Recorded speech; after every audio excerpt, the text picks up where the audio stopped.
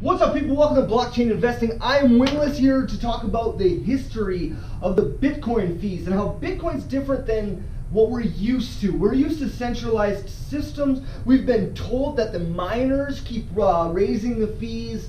That is not the case. Centralized control of where the fees are imposed upon a system. The fees are not imposed on Bitcoin. Bitcoin is software. The fees are paid by us, you and me. You and me pay the fees, and we pay them voluntarily. We're in a voluntary system here with Bitcoin. It's fantastic. However, okay, so I looked at the history, and the fees didn't start taking into effect until 2012. When from 2009 to 2012, no one paid any fees. There were no fees paid. That's crazy. Why was there no fees paid? Well, for one, there was really no value in Bitcoin at the time. Two, the second reason is because there was still room for transactions to happen on the network. There was plenty of room for the Bitcoin transactions to propagate through the system. I know we've been told that there's room that the miners can process the transactions, but that's like a wordage that's wrong, because it makes us think that the miners are in control and that they can pick and choose what transactions that they want to approve, and they can deny transactions. That's not how this system works. It's an open source software. It's just protocol. You just run the software. So the miners are just running this software, and the system is so clogged up it can only process so many transactions, 7 transactions a second. So we've hit the limit now, and everyone's buttoning up. Now so what does the system do to try to figure out what transactions to process? Because it can't do them all. Whatever ones have the highest fees. So the system itself is doing that, not the miners. Okay, that's where we get all mixed up. So I looked into, that means that humans like me and you value the Bitcoin network so much that we're willing to pay more than the next guy in order to make sure that our transactions hit the network in 10 minutes or less. If you've been dealing with Bitcoin like I have, I've been living on Bitcoin, almost my crypto, for like the last 3 weeks with my BitPay card, and sometimes I have to wait hours for the Bitcoin network to take my transaction. So people pay more to get it go faster. That makes sense. That totally makes sense to me. So I looked into the history of this. So in 2012, in the very beginning, when they first started paying fees, they started paying 0.005 Bitcoin. And if that was today's price at $6,000, we're looking at, that's a $3 transaction. Then in 2013, in October, they were paying less in fees. Probably because that's when the Bitcoin price tanked down to $200.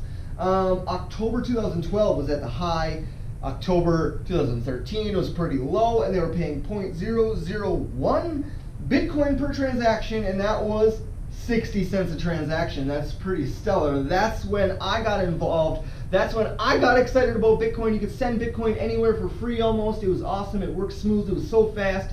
Everything confirmed. I remember meeting people with the Mycelium wallet on the street and selling and buying Bitcoin, and it happened right away, and I could just walk away and be confident that it would propagate through the network. It was awesome.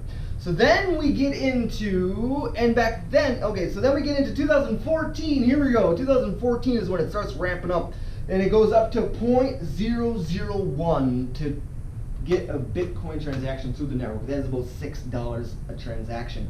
Then the next year we go up to 2015, and we're looking at $12 a transaction. Most transactions are at 0.002. And there's some that are really cheap, but not very many. So we're looking at $12 a transaction in 2015. 2016, we got people paying all the way up to $36 a transaction if Bitcoin was $6,000. I'm just saying, so we can kind of figure out in our own heads how this all makes sense. So 0.006 Bitcoins is what they paid as a fee. That's $36 in today's dollars. That's way too much for a Bitcoin transaction fee.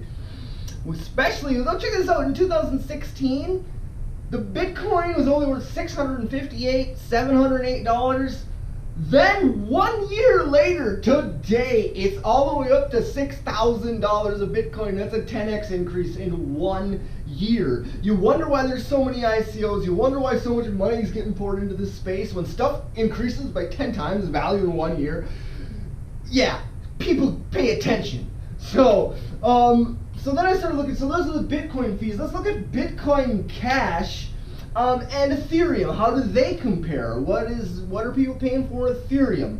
So people are paying for Ethereum right now. I found some transactions that were paying 0.00042 Ethereum. And if Ethereum was $6,000, that would be $2.50. Also, we got it at 0.005 was the high for Ethereum. And if they are doing that, 0.005 is $30 a transaction. Oh man, that's too much for an Ethereum transaction. And then, but the normal is 0.00168.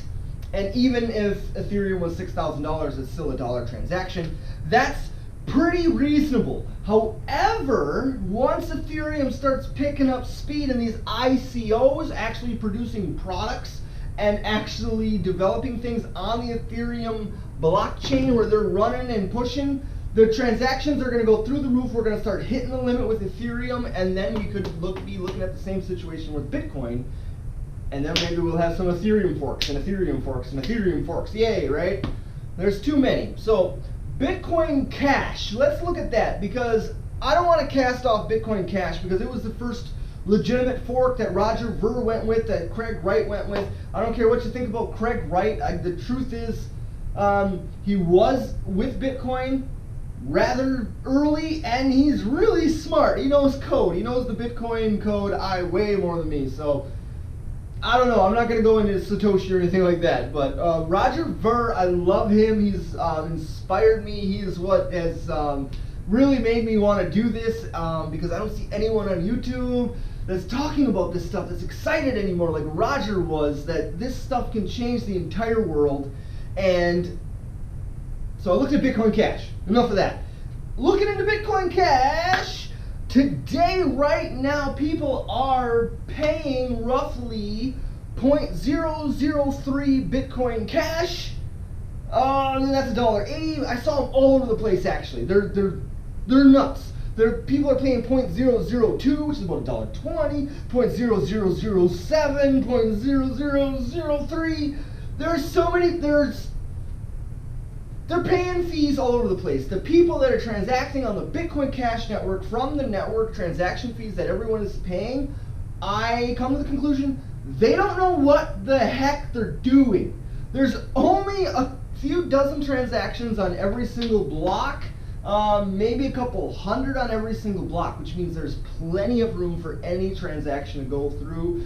And I saw a transaction, the lowest transaction I found was 0.0000192 Bitcoin Cash. That's the winner, the cheapest transaction fee per digital asset is Bitcoin Cash, because it's not being used, the blocks are not full.